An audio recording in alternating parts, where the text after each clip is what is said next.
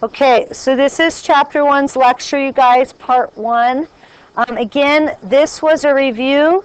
I don't know, do you guys remember what I said? Subunits of nucleic acids, what are they called? They are a monomer, and the monomer is a nucleotide. Very nice. You can also call them nitrogenous bases. That's what we hear a lot also. Borrow a pen or pencil from somebody else. It's too late. Okay, so then again we moved on here. And I want to make sure you guys are understanding here that we're to the big picture now. We're going from DNA to making what? Okay, an intermediate RNA to making proteins. Awesome. And you do need to have the big picture down on what this is. Okay? Let me see here. I think we're good on that one. And then I think this is where I stopped with you guys. You need to memorize the 3 types of RNA. Okay? Chrome should be closed. You guys listen to me. You should have your packets out in front of you. So we have messenger RNA that is made through the process of transcription. Be ready to answer that next time. Then we use transfer RNA for what process? Translation, as well as the ribosomal RNA, because this happens at the ribosomes. Because what's the ribosomes do? Make proteins. So it's also important for you guys to start noticing when the vocab word, you have a vocabulary quiz coming up here in a couple classes. And is it a process or is it a product? Like, is it a molecule, for example? That will help if you guys are paying attention to these patterns. So messenger RNA, is it a molecule or is it a process? Messenger RNA, a molecule or a process? It's a molecule, and it's made through what process? Transcription, okay? Ribosomal RNA, transfer RNA, what are they? Molecules. So this one that I went too far on, why are you not, I'm going, I already showed you this. Oh boy.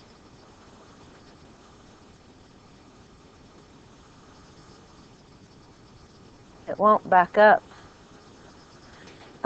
This slide is a beautiful summary of what is going on. We have DNA. From DNA, we do transcription. We make what? Messenger RNA first. We need that intermediate. At the ribosome, we do translation. We need amino acids. And we make the polypeptide chain, which is a sequence of amino acids. How many amino acids are there? Did anybody pick this up in the reading? 20. There's 20, exactly. Okay, so then the genetic code. So this is amazing that we were able to figure this out. And just like solving any code, you kind of have to go backwards to figure it out. So we figured out, hey, here's a protein. What amino acids is it made out of? Okay, if it's this amino acid, then that one, and it's in a string.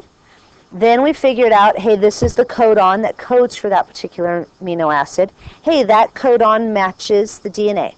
So they had to go backwards to figure out the language.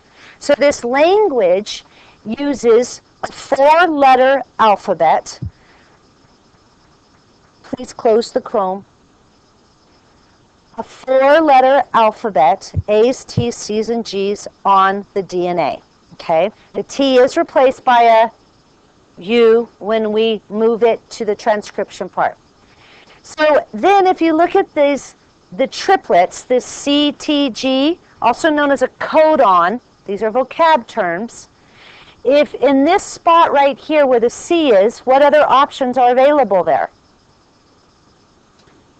The other 3, right? So in this spot where the C is, we have 4 possibilities. In the second spot, you have another 4 possibility. So 4 times 4 is what? And 16 times 4 is what? 64. So out of a 4-letter alphabet, and the words use 3, have 3 spots, 3 letters.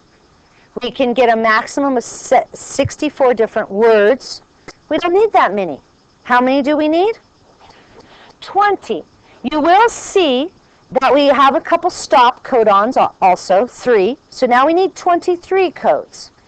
And then there is a start codon. I'll show you guys that in a minute. But that one actually is an amino acid also. Okay, what else on there? I think that's pretty good. So here is the transfer RNA. You saw it in the video. It was more triangle shaped because these sides were folded back. I'll show it to you in a minute. Right now they opened it up so you can see it on a 2D surface. And what you see is RNA, which is single-stranded, but the RNA does fold back on itself, and because of the base pair bondings, and it's RNA, so A is to what? I tricked you. It's RNA, so A is to use, and then G's to C. Wherever they are, they're going to line up, and it's going to fold like this. Yes? So in the ribosome, or the little factory where all come and they split up and they donate and all that stuff, do they already have the matching letters? Yeah. Or do they get them when they go into the factory? Both. Some are waiting there for them, and then the transfer RNA is going to come, and so is the messenger RNA. And they'll all hook up. Watch. I'll show you.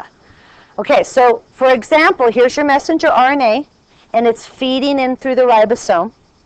And here, do you guys see this? C-U-C. What's that called? That's the codon, or the triplet. And look, the transfer RNA has what you call the anticodon, because it's the complementary pairing of it, right? C goes to a G, U goes to a, so that's the anticodon. And that anticodon that fits with this messenger RNA always carries one particular amino acid, the one that it is made to carry. That's it. And then it makes, following the code, it makes the correct amino acid come in place to build this chain of amino acids. It's unbelievable that it works like this.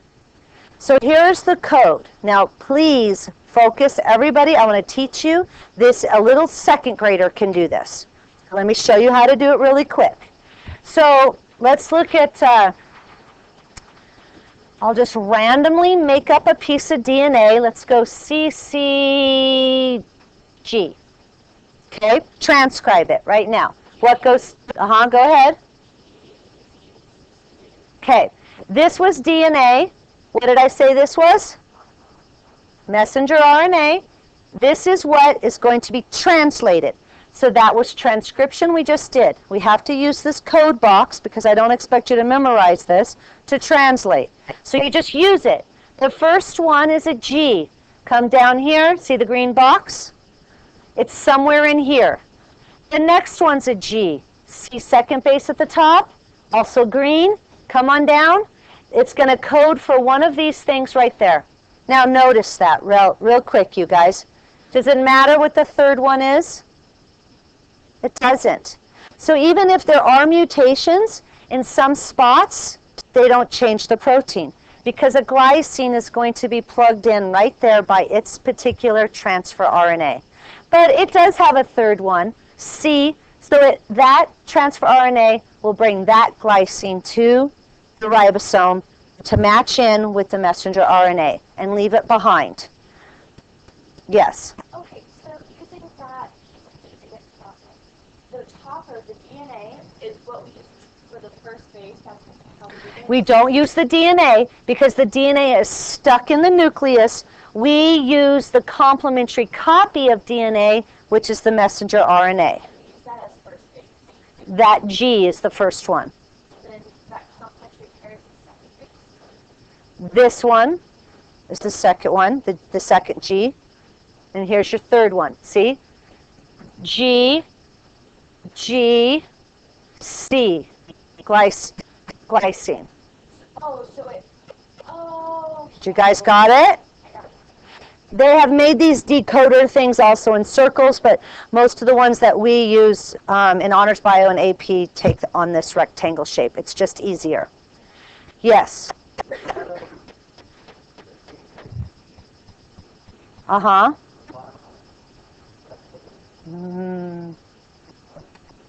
Yes. Yes. So the messenger RNA is just what's being made. It's the code that is being copied from the DNA. The only difference being that it's a complement. Right, you guys? Yeah. Okay, it's the base pairing. Then it goes to the ribosomes where it's translated using this. Okay? Now, look on here. I randomly made that DNA up, right? You guys saw that. Okay? And we ended up getting one that was highly redundant. Do you see this one?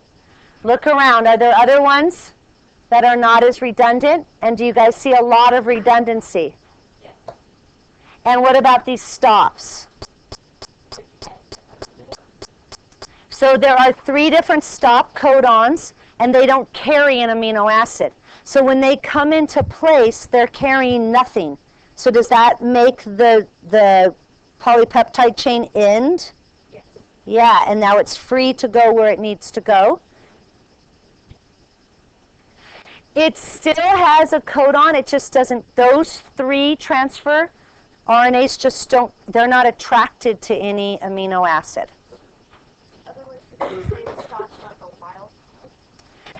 No, because it's not wild, because it doesn't carry anything. Let me show you transfer RNA. So, real quick, a couple slides here just reminding you of the end product, the proteins. You have tons and tons of proteins. For example, this bird right here, the pigments are proteins. The stuff in his feathers, what his beak is made out of, his muscles, skin stuff, the nails, the claws, whatever you want to call them, these are all made out of proteins, okay? For example, keratin, collagen, and myosin, they are definitely support material type of proteins. Some of you guys, when you're buying shampoos, even lotions, do you guys hear, oh, it's got collagen in it, it's got this stuff in it, okay? In reality, is it going to really do what it says? Probably not. They're stealing scientific words that we think are needed and important. They are needed and they are important. Your cell makes them when it needs them. Your cells that are on the outside, your hair, your skin, they're dead, right? So it's not going to really do anything. Yes. Well, and molecules, not even cells anymore. Molecules. What about hemoglobin? Does that one sound familiar? You guys remember the video? What's it do? Carries oxygen. What's the name of the disease when it's misshaped? Beautiful. And it's sickle cell anemia, and it's 1 point mutation. One screw up in a codon messed that up. Do you remember how the video showed you that? Yeah. Okay. Hormones. Many of the hormones are also proteins, like insulin, for example. And they help with communication. They help with homeostasis. Insulin keeps your sugar in balance. Here we have, this is connective tissue, collagen, like we just talked about. That's in the pancreas. Okay, now back to what we were talking about here. So see gene expression? Remember that word. When the gene is needed to be expressed, we have some need for the protein that it codes for. This is called gene expression. What do you think the name of the enzyme is that makes the messenger RNA, that chugs along the DNA, opens the DNA up, and makes that messenger RNA? What do you think that enzyme's called? Oh, close. That's a good guess. Let's go back to replication. When DNA was just making the opposite side of itself, what was that called? It was called DNA polymerase, because we're making DNA. We're making RNA now, so what do we call the enzyme? RNA polymerase. Okay, down here, the eukaryotes actually have 3 different RNA polymerases depending on what types of RNA they're making. That's a little more advanced. I don't just want to mention it to you. But this bold is important. Protein synthesis takes place outside the nucleus. right, you guys? Because it happens where? On the ribosomes. And the nucleus is keeping your one copy of DNA nice and safe, all right? Now, anyway, messenger RNA, tRNA, and rRNA are also built in the nucleus from the DNA. They're made out of the same sort of stuff, A's, T's, well, the DNA's got the T's, right? So when the RNA is made, it's just being made like kind of like the messenger RNA is being made, right? Opens up, and we make these RNAs. So here's an example of the 3 types of RNAs coming from the instructions. This also should ring a bell. Remember the movie was saying our big surprise once we sequenced the genome is we only had about 35,000 genes. Do you remember it saying that? 35,000 genes. So this was a mystery because what was the rest of the DNA for? Well, we need to make this stuff too. We also need spacers. We also need parts that will regulate, turn on, make some genes be expressed and some not being expressed. And there is a lot we don't know why it's there. Now, the other thing, though, that you might not have thought about, and I don't think the movie brought up, but the protein scientists were freaked out because the DNA scientists just told them that, hey, there's only about 35,000 genes. Well, the protein scientists are going, that's crazy, that's wrong, because you have a lot more than 35,000 different proteins in your body. So that's a problem, isn't it? So supposedly we find that there's only instructions for 35,000 genes. But we say have 100,000 proteins in our body. Where'd the other ones come from? What do you think? You guys got any ideas with that? Coming from outer space? Let me come back to it. Okay, and that's a cool idea too. This one, I'm just throwing in what? What are these things called? These are the monomers. What are they called? Nitrogen bases or the nucleotides. Just reminding you of that. Now, I'll come back to that big question in a minute. Here, though, here's transcription. I do not want you to memorize these words right here. You just need to know what happens in transcription. But I want to show you a little video that will hopefully make it stick up here better, a little animation. So, and I also wanted to put it here so it would describe it to you if you were fumbling with understanding. It describes it right there on that slide. So here we go. Let's watch this. Transcription of RNA from a DNA template takes place in 3 stages. Initiation is the first stage. It occurs when the enzyme RNA polymerase attaches to a promoter region of the DNA. The promoter region is located just before the segment of the DNA coding strand that will be transcribed. The second stage is elongation of the RNA. RNA polymerase partially unwinds the DNA, exposing the coding strand of the gene. The enzyme moves along the DNA away from the promoter site as it builds an RNA molecule. A single complementary strand of RNA, called a primary transcript, is made. The third stage of transcription is termination. When RNA polymerase reaches the terminator region, or the end of the DNA to be transcribed, the enzyme and primary transcript are released from the DNA, ending transcription. So here's your messenger RNA. Messenger, where's it going to go? To the what? It just got formed from the DNA to the RNA polymerase was used to make it. Okay, I've said this 4 times already today, you guys. Come on now. It's going to go to the ribosome, where it's going to be translated. Transcription made it. And I don't mean to get on your cases. I'm trying to make you stay with me so that you're getting all this different vocabulary straight. Okay?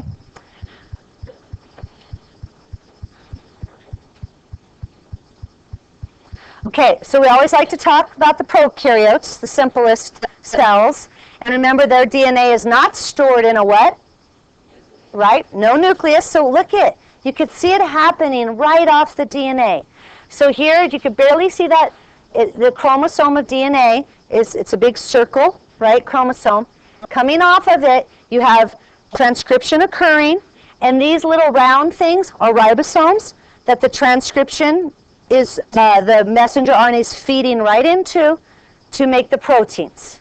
Okay, I don't see the proteins coming off of it. I don't know if it's just kind of not picked up there, or they stained probably that sort of stuff and not the other stuff. Okay, now back to my big question. How can we have more than 35,000 proteins if we only have 35,000 genes? Look up here and think about it.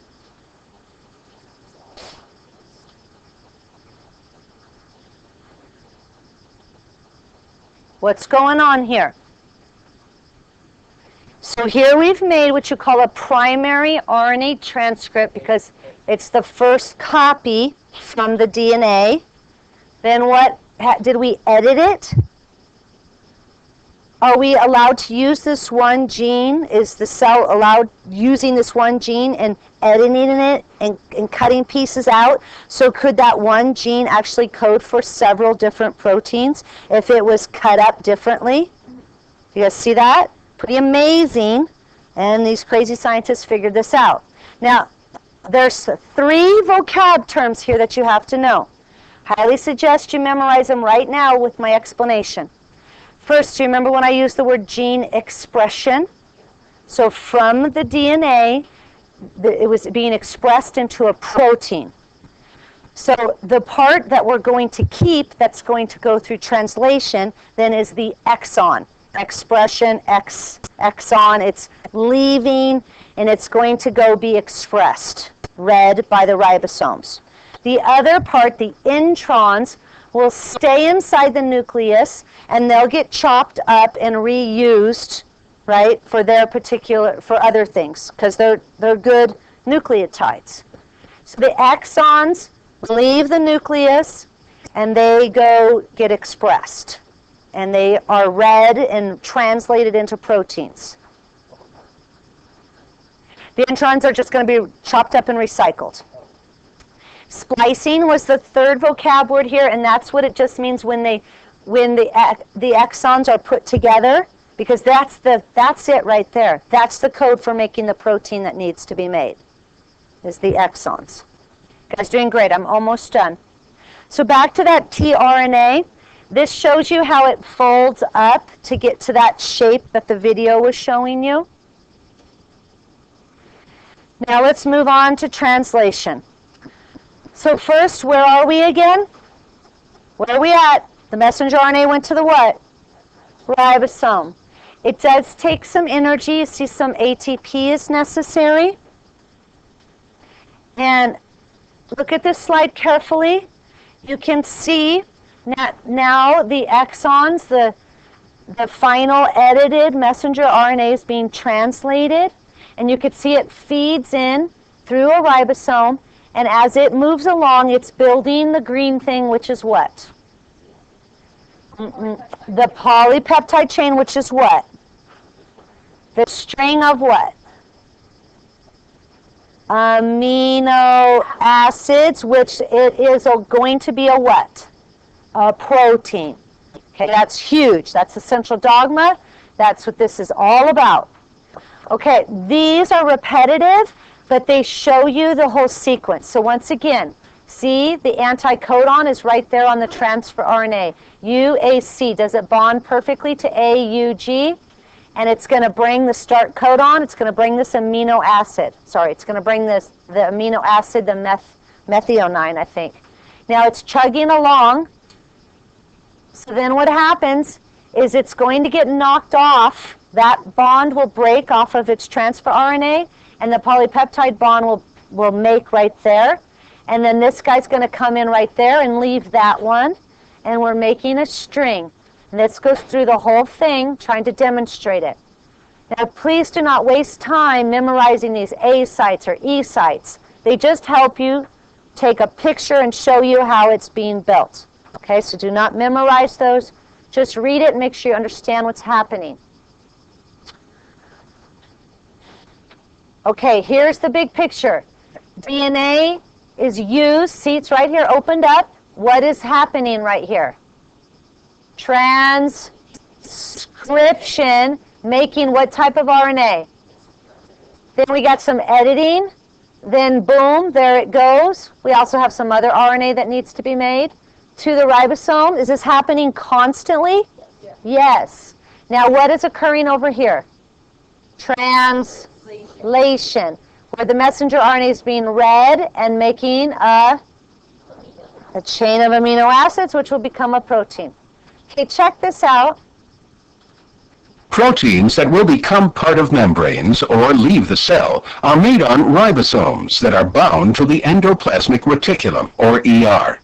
The first few amino acids of these proteins are the signal sequence that directs the ribosomes making them to the ER. The signal sequence binds to a receptor protein in the ER membrane. As translation continues, the growing chain of amino acids threads through the membrane and into the space inside the ER. When translation is complete, the signal sequence is cleaved, and the new protein is released from the ribosome into the inner ER. Often a sugar molecule is added to the protein, forming a glycoprotein. So I like this little animation because now it's putting some things together, right? You had those attached ribosomes on the ER. They're positioned for what they need to do. Okay, you don't need to memorize any of that, but we're pulling stuff together and figuring out how all this works. We are almost done with this part of the lecture. Actually, we'll stop right there at translation errors.